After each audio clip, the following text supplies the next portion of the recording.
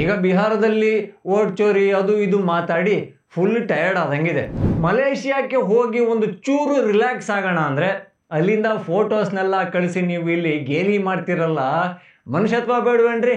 ರಾಹುಲ್ ಗಾಂಧಿ ಅವರು ಚಿಲ್ಲಾಗಿ ಒಂದು ಬೈಕಲ್ಲಿ ಏಕಾಂಗಿಯಾಗಿ ಹೋಗ್ತಾ ಇದ್ದಾರೆ. ಆದರೆ ಆ ಚಡ್ಡಿಯನ್ನು ಹಾಕ್ಕೊಂಡಿದ್ರಂತೆ. ಜಾಕಿರ್ ನಾಯ್ಕ್ ಅನ್ನೋರನ್ನ ಭಾರತ ಗಡೀಪಾರು ಮಾಡಿದಾಗ ಆಯಪ್ಪ ಸೀದಾ ಹೋಗಿದ್ದು ಎಲ್ಲಿ ಗೊತ್ತಾ? ಇದೇ ಮಲೇಷಿಯಾಕ್ಕೆ.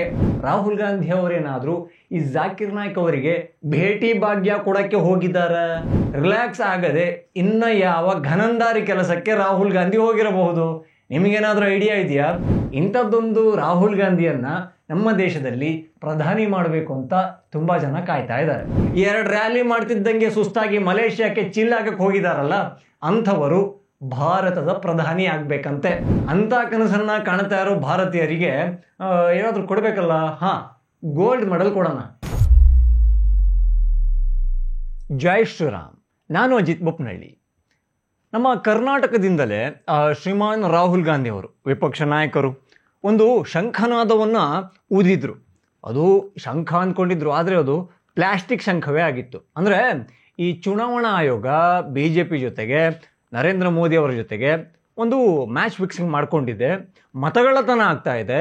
ಹೀಗಾಗಿಯೇ ಎಲ್ಲ ಇಲೆಕ್ಷನ್ಗಳನ್ನು ಕೂಡ ಈ EVM ಮೂಲಕ ಚುನಾವಣಾ ಆಯೋಗದ ಸಹಯೋಗದೊಂದಿಗೆ BJP ಗೆಲ್ತಾ ಇದೆ. ಇದು ರಾಹುಲ್ ಗಾಂಧಿಯವರ ಆಧಾರರಹಿತ ಆರೋಪವಾಗಿತ್ತು.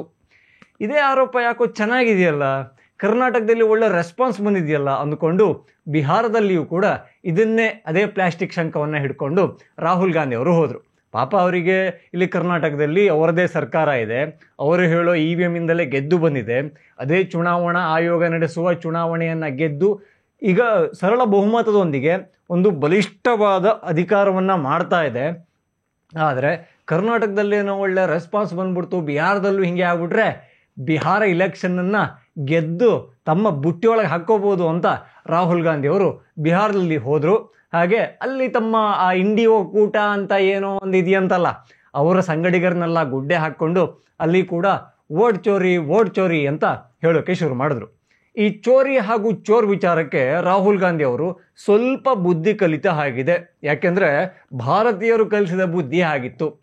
ಒಂದು ಇಲೆಕ್ಷನ್ ಟೈಮಲ್ಲಿ ಚೌಕಿದಾರ್ ಚೋರ್ ಹೇ ಅಂತ ನರೇಂದ್ರ ಮೋದಿ ಅವರನ್ನ ಕಳ್ಳ ಅಂತ ಕರೆದಿದ್ರು. ಅದನ್ನೇ ಒಂದು ಅಭಿಯಾನವನ್ನಾಗಿ ಮಾಡಿದ್ರು ರಾಹುಲ್ ಗಾಂಧಿ ಅವರು, ಅದೇ ರಫೇಲ್ ಡೀಲ್ ವಿಚಾರಕ್ಕೆ. ಅದಾದ ಮೇಲೆ ಭಾರತೀಯರು ಮೋದಿಯವರನ್ನ ಕಳ್ಳ ಅಂತ ನಿಮಗೇನು ಆಗಿದೆ ಮಳ್ಳ ಅಂದ್ಕೊಂಡು ಕೊಟ್ಟರು ತೊಳೆದು ಹಾಕಿದ್ರು.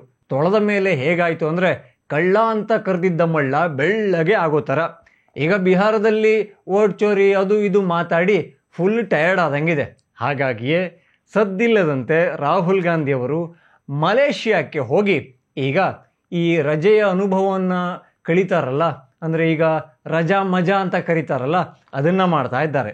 ಆ ಫೋಟೋವನ್ನು BJP ಬಿಡುಗಡೆ ಮಾಡಿದೆ.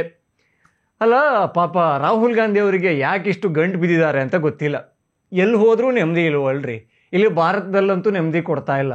ಯಾವ ರಾಜ್ಯಕ್ಕೆ ಹೋದರೂ ಕೂಡ ಅಲ್ಲಿ ಜನರೇ ಮೋದಿ ಮೋದಿ ಮೋದಿ ಅಂತ ಘೋಷಣೆಗಳನ್ನು ಕೂಗ್ತಾರೆ. ಹಾಗೆ ಈ ರಾಹುಲ್ ಗಾಂಧಿ ಅವರಿಗೆ ಎಲ್ಲಿಗೆ ಹೋದರೂ ಕೂಡ ಒಂಥರ ಮುಜುಗರವನ್ನು ಆಗುವ ಒಂದು ವಾತಾವರಣನ ಸೃಷ್ಟಿ ಮಾಡ್ತಾರೆ. ಆದರೆ ಪಾಪ ರಾಹುಲ್ ಗಾಂಧಿ ಅವರು ಒಂದಿಷ್ಟು ದಿವಸ ದೇಶನೇ ಬಿಟ್ಟೋಗಿ ಮಲೇಷಿಯಾದಲ್ಲಿದ್ದು ಚಿಲ್ಲಾಗಿ ಬರ್ತೀನಿ ಅಂತ ಹೋದರೂ ಕೂಡ ಅಲ್ಲಿದ್ದು ಫೋಟೋನ ಇಲ್ಲಿ ತಂದು ಪ್ರಶ್ನೆ ಮಾಡ್ತೀರಾ, ಟೀಕೆ ಮಾಡ್ತೀರಾ, ಗೇಲಿ ಮಾಡ್ತೀರಾ, ಜನ ಅಂತೂ ಟ್ರೋಲ್ ಮಾಡ್ತಾರಲ್ಲ. ರಾಹುಲ್ ಗಾಂಧಿ ಅವರಿಗೆ ಒಂದು ನೆಮ್ಮದಿ ಕೇಂದ್ರ ಅಂತ ಎಲ್ಲಿದೆ ಅಂತ ಆದರೂ ಹೇಳ್ಬಿಡಿ. ಪಾಪ ಬಿಹಾರದಲ್ಲಿ ಅವರೊಂದು ಪ್ರಾಜೆಕ್ಟ್ ವರ್ಕನ್ನು ಕೈಗೆ ತಗೊಂಡಿದ್ರಲ್ಲ, ದೇವರಾಣೆ ವೋಟ್ ಚೋರಿ ಅಭಿಯಾನ ಅವರ ತಲೆಗೆ ಬಂದಿದ್ದಲ್ಲ. ಅವರ ಸಲಹೆಗಾರ ಇರ್ತಾರಲ್ಲ, ಸಾಗರೋತ್ತರ ಅಧ್ಯಕ್ಷರಾಗಿರ್ಬೋದು ಅಥವಾ ಇನ್ನೆಲ್ಲೋ ಕಡೆಯಿಂದ ಆಗಿರ್ಬೋದು, ಅವರೊಂದು ಪ್ರಾಜೆಕ್ಟ್ ವರ್ಕನ್ನು ಕೊಟ್ಟಿದ್ರು.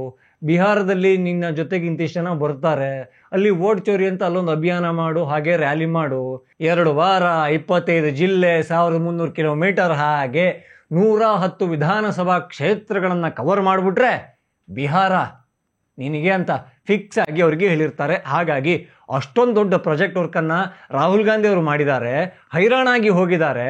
ಅವ್ರದ್ದು ಪಾಪ ಜೀವ ದೇಹ ಸುಸ್ತಾಗಿದೆ. ಮಲೇಷಿಯಾಕ್ಕೆ ಹೋಗಿ ಒಂದು ಚೂರು ರಿಲ್ಯಾಕ್ಸ್ ಆಗೋಣ ಅಂದರೆ ಅಲ್ಲಿಂದ ಫೋಟೋಸ್ನೆಲ್ಲ ಕಳಿಸಿ ನೀವು ಇಲ್ಲಿ ಗೇಲಿ ಮಾಡ್ತಿರಲ್ಲ, ಮನುಷ್ಯತ್ವ ಬೇಡವೇನ್ರಿ ಅಂತ ಅವರು ಮನಸ್ಸಲ್ಲಿ ಅಂದ್ಕೊಂಡಿರಬಹುದು. ಅಲ್ಲ, ಮಲೇಷಿಯಾದ ಫೋಟೋಗಳು ಕೂಡ ಸಖತ್ತಾಗಿ ವೈರಲ್ ಆಗ್ತಾ ಇದೆ. ಪಕ್ಕದಲ್ಲಿ ಈ ಭಾರತದಲ್ಲಿ ಅವ್ರದ್ದೊಂದು ವೋಟ್ ಬ್ಯಾಂಕ್ ಇದೆಯಲ್ಲ, ಆ ವೋಟ್ ಬ್ಯಾಂಕ್ಗೆ ಸಮುದಾಯದ ಇಬ್ಬರು ಮಹಿಳೆಯರು ನಿಂತಿದ್ದಾರೆ. ಅವರ ವೇಷಭೂಷಣಗಳಲ್ಲೇ ಅವರು ಅದೇ ಕಮ್ಯುನಿಟಿಗೆ ಸೇರಿದವರು ಅಂತ ಆರಾಮಾಗಿ ಹೇಳಬಹುದು.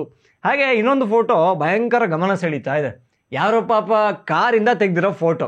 ರಾಹುಲ್ ಗಾಂಧಿ ಅವರು ಚಿಲ್ಲಾಗಿ ಒಂದು ಬೈಕಲ್ಲಿ ಏಕಾಂಗಿಯಾಗಿ ಹೋಗ್ತಾ ಇದ್ದಾರೆ. ಆದರೆ ಆ ಚಡ್ಡಿಯನ್ನು ಹಾಕ್ಕೊಂಡಿದ್ರಂತೆ. ಅವರು ಚಡ್ಡಿ ಅಂದಾಗೆಲ್ಲ ನನಗೆ ಈ ರಾಹುಲ್ ಗಾಂಧಿಯವರ ಅಭಿಮಾನಿಗಳು RSS ಸಂಘದವರನ್ನ ಈ ಗೇಲಿ ಮಾಡ್ತಾರಲ್ಲ, ಟ್ರೋಲ್ ಮಾಡ್ತಾರಲ್ಲ, ನೀನು ಸಂಘಿ, ನೀನು ಚಡ್ಡಿ ಅಂತ ಕರೀತಾರಲ್ಲ, ಚಡ್ಡಿ ಗ್ಯಾಂಗ್ ಅಂತ ಸಂಘಕ್ಕೆ ಕರೆಯುವ ಒಂದು ಪರಿಪಾಠವನ್ನು ಬೆಳೆಸಿಕೊಂಡಿದ್ದಾರಲ್ಲ. ಅಲ್ಲಿ ರಾಹುಲ್ ಗಾಂಧಿ ಅವರು ಕೂಡ ಚಡ್ಡಿಯಲ್ಲೇ ಓಡಾಡ್ತಾ ಇದ್ರು, ಬೈಕಲ್ಲಿ ಜುಮ್ ಅಂತ ಹೋಗ್ತಾ ಇದ್ರು. ಆ ಫೋಟೋ ಕೂಡ ಸಾಮಾಜಿಕ ಜಾಲತಾಣದಲ್ಲಿ ಎಲ್ಲ ಕಡೆ ಓಡಾಡೋಕೆ ಶುರುವಾಯಿತು.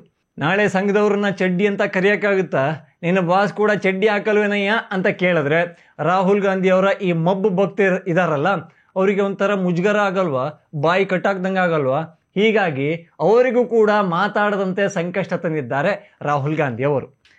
ಇದರ ಜೊತೆಗೆ ಇನ್ನೊಂದು ಗಂಭೀರವಾದ ಚರ್ಚೆ ಕೂಡ ಆಗ್ತಾ ಇದೆ, ಅದರ ಬಗ್ಗೆ ಕೂಡ ನಾವು ಮಾತಾಡಲೇಬೇಕಾಗುತ್ತೆ. ಭಾರತದಿಂದ ಗಡೀಪಾರಾದ, ನಾನು ಮುಸಲ್ಮಾನ ಧಾರ್ಮಿಕ ಮುಖಂಡ ಅಂತ ಕರೆಸಿಕೊಳ್ಳೋ ಹಾಗೆ ಸಿಕ್ಕಾಪಟ್ಟೆ ಈ ಮನಸ್ಸಿಗೆ ತೋಚಿದ್ದನ್ನು, ತಲೆಗೆ ಬಂದಿದ್ದನ್ನು ಮಾತಾಡೋ ಜಾಕಿರ್ ನಾಯ್ಕ್ ಅನ್ನೋರನ್ನ ಭಾರತ ಗಡೀಪಾರು ಮಾಡಿದಾಗ ಆಯಪ್ಪ ಸೀದಾ ಹೋಗಿದ್ದು ಎಲ್ಲಿ ಗೊತ್ತಾ? ಇದೇ ಮಲೇಷಿಯಾಕ್ಕೆ. ಆ ದೇಶದ ಪೌರತ್ವವನ್ನು ಜಾಕಿರ್ ನಾಯ್ಕ್ ತಗೊಂಡಿದ್ದಾನೆ. ಹಾಗಾಗಿ ಜನ ಆಬ್ವಿಯಸ್ ಆಗಿ ಕೇಳ್ತಾರೆ, ರಾಹುಲ್ ಗಾಂಧಿ ಅವರೇನಾದರೂ ಈ ಜಾಕಿರ್ ನಾಯ್ಕ್ ಅವರಿಗೆ ಭೇಟಿ ಭಾಗ್ಯ ಕೊಡೋಕ್ಕೆ ಹೋಗಿದ್ದಾರ? ಮೀಟಾಗಿ ಏನಾದರೂ ಕಷ್ಟ ಸುಖ ಮಾತಾಡೋ ಪ್ಲ್ಯಾನ್ ಏನಾದರೂ ಇದೆಯಾ?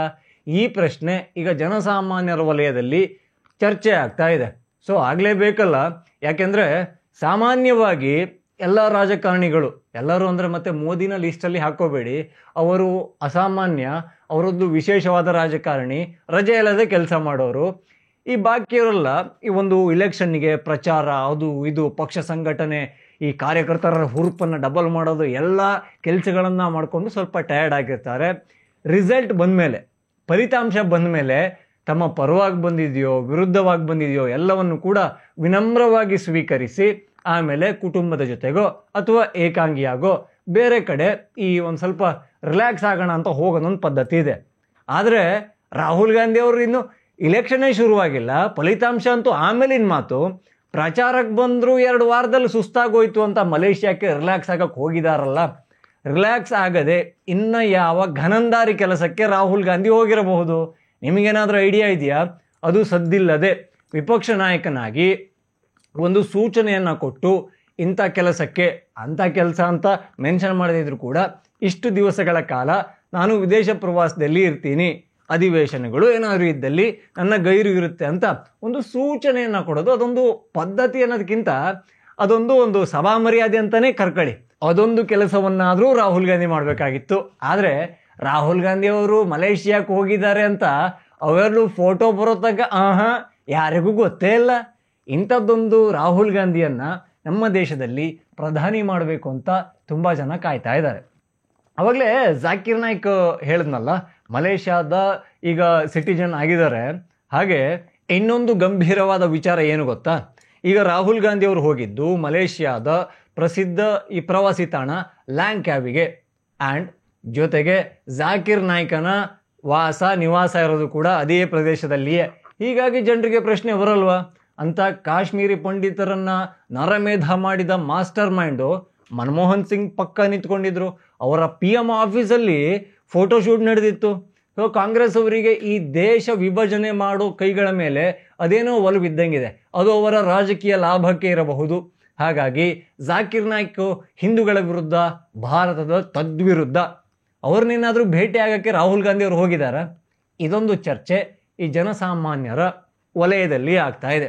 ಇದಕ್ಕೆ ಉತ್ತರ ಮಲೇಷ್ಯಾದಿಂದ ಅಣ್ಣವರು ಚಿಲ್ಲಾಗಿ ಬಂದ ಮೇಲೆ ಕೂಡ ಕೊಟ್ಟರು ನಡೆಯುತ್ತೆ. ಯಾಕೆಂದರೆ ನಿಮ್ಮನ್ನು ಸದ್ಯಕ್ಕೆ ಈ ಜನರು ಗಂಭೀರವಾಗಿ ತಗೊಳ್ಳದೇ ಇದ್ರೂ ಕೂಡ ಮೋದಿಯವರು ಗಂಭೀರವಾಗಿ ತಗೊಂಡಿದ್ದಾರೆ. ಯಾಕೆಂದರೆ ನಿಮ್ಮನ್ನು ಜನರು ಪಪ್ಪು ಪಪ್ಪು ಅಂತ ಗೇಲಿ ಮಾಡಿದ್ರು ಕೂಡ ನೀವು ದೇಶಕ್ಕೆ ಅಪಾಯಕಾರಿ ರಾಜಕಾರಣಿ ಅನ್ನೋದನ್ನು ಮೋದಿ ಸರ್ಕಾರ ಅರ್ಥ ಮಾಡಿಕೊಂಡಿದೆ.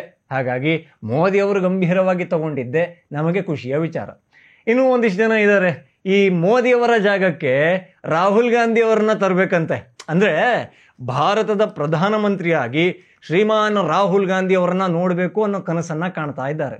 ಅಲ್ಲ, ಮೋದಿ ಅವರು SCO ಮೀಟಿಂಗಿಗೆ ಹೋಗಿ ಬಂದ್ರ, ಅದೇ ಚೀನಾ ಮತ್ತೆ ರಷ್ಯಾ ಜೊತೆಗೆಲ್ಲ ಮಾತಾಡ್ಕೊಂಬಂದ್ರ. ಅಲ್ಲಿಂದ ಬಂದು ಮಾರನೇ ದಿವಸವೇ ರಾಷ್ಟ್ರಪತಿಗಳ ಹತ್ರ ಹೋಗ್ತಾರೆ. ಅಲ್ಲಿ ಮೀಟಿಂಗಲ್ಲಿ ಏನೆಲ್ಲ ಆಯಿತು ಅನ್ನೋದನ್ನ ಬ್ರೀಫ್ ಮಾಡ್ತಾರೆ. ಮತ್ತೆ ಅಲ್ಲಿಂದ ತಮ್ಮ ಕೆಲಸಕ್ಕೆ ಮರಳುತ್ತಾರೆ. ಹಾಗೆ ಮತ್ತೆ ಅವರು ರೆಸ್ಟ್ ಇಲ್ಲದೆ, ವಿಶ್ರಾಂತಿಯನ್ನು ತಗೊಳ್ಳದೆ ತಮ್ಮ ಬೇರೆ ಕೆಲಸದಲ್ಲಿ ತಲ್ಲೀನರಾಗ್ತಾರೆ. ಮುಖ್ಯಮಂತ್ರಿ ಆಗಿದ್ದಾಗೋ ಅಥವಾ ಪ್ರಧಾನಮಂತ್ರಿ ಆಗಿದ್ದಾಗೋ ಇಂಥ ಸುದೀರ್ಘ ರಾಜಕಾರಣವನ್ನು ಮಾಡಿದ್ದಾರೆ. ಹಾಗೆ ಒಂದು ಸಲ ರಾಜ್ಯವನ್ನ, ಈಗ ದೇಶವನ್ನ ನಡೆಸಿಕೊಂಡು ಬರ್ತಾ ಇರೋ ಮೋದಿಯ ಫಿಟ್ನೆಸ್ ಬಗ್ಗೆ ಇಡೀ ಭಾರತದಲ್ಲಿ ಯಾವುದೇ ಭಾರತೀಯರಿಗೆ ಡೌಟೇ ಇಲ್ಲ.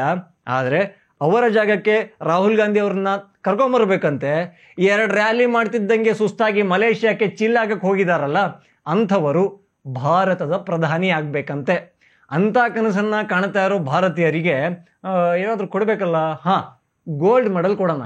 ಸಾಮಾನ್ಯ ಗೋಲ್ಡ್ ಮೆಡಲ್ ಅಲ್ಲ, ಈ ಕಡೆ ಆಲೂಗಡ್ಡೆ ಹಾಕಿ ಆ ಕಡೆ ಬಂಗಾರ ಬರುತ್ತಲ್ಲ, ಅದರಲ್ಲಿ ಮಾಡಿರೋ ಗೋಲ್ಡ್ ಮೆಡಲ್ನ ಕೊಡಲೇಬೇಕು. ಅಂಥವರೆಲ್ಲರೂ ಕೂಡ ರಾಹುಲ್ ಗಾಂಧಿ ಅವ್ರನ್ನ PM ಆಗಿ ನೋಡೋ ಕನಸನ್ನು ಕಾಣ್ತಿದ್ದಾರೆ. ಅಂದರೆ ಅವರು ಎಷ್ಟನ್ನ ಬಿಟ್ಟವರಾಗಿರ್ಬೋದು. ಸಾಮಾನ್ಯವಾಗಿ 3 ಬಿಟ್ಟವರು ಊರಿಗೆ ದೊಡ್ಡವರು ಅಂತಾರೆ. ಆದರೆ ಆ ಹಂತಕ್ಕೆ ಹೋಗ್ಬೇಕಂದ್ರೆ 3ಕ್ಕಿಂತ 3 9 ಬಿಡಬೇಕಾಗತ್ತೆ. ಏನು ಹೇಳ್ತೀರಾ? ಜೈ ಶ್ರೀರಾಮ್.